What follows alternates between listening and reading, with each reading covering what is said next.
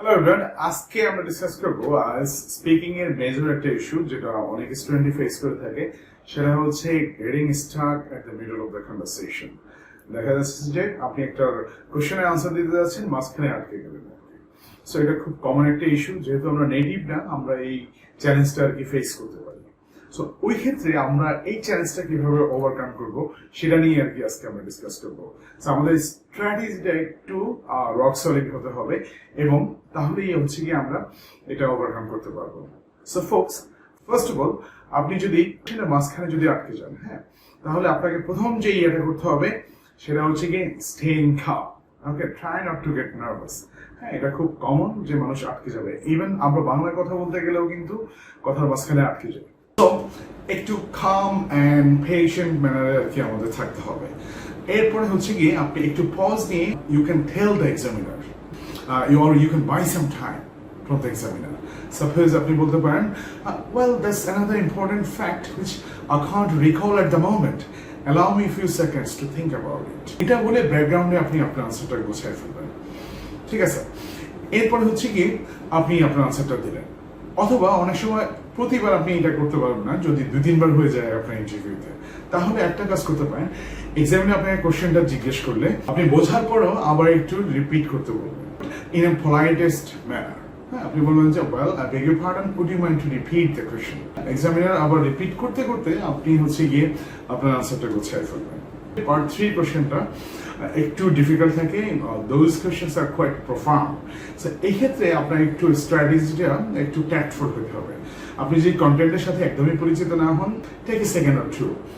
ওই ক্ষেত্রে আপনি শুরু করতে পারেন এভাবে, well that's a fantastic question, however I never thought about it before, nevertheless so far I know this could be this and that.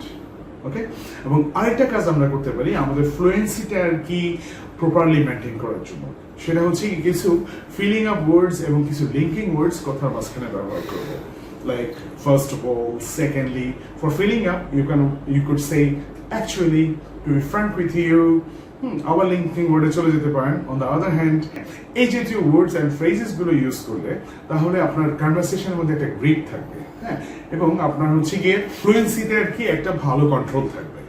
ঠিক আছে, এবং অ্যাগেইন আটকে গেলে হ্যাঁ আবার করে জোরে টান দেবেন না। ঠিক আছে, কারণ হচ্ছে কি it will look awkward. So সেই ক্ষেত্রে আপনার যে well there's another important fact which I can't remember at the moment, allow me a few seconds to think about it. এটা বলে আবার কয়েক সেকেন্ড লম্বা গ্যাপ নেবেন না। হ্যাঁ, এটা বলার সময় আপনাকে ব্যাকগ্রাউন্ডে আনসারটা গোছাতে হবে এবং আপনি সেইভাবে আনসারটা দেওয়ার চেষ্টা করবেন। সো হোপফুলি আপনি এইভাবে এই চ্যালেঞ্জগুলো আমরা ওভারকাম করতে পারি। ফাইনালি আপনাকে কনফিডেন্ট থাকাটা খুবই গুরুত্বপূর্ণ।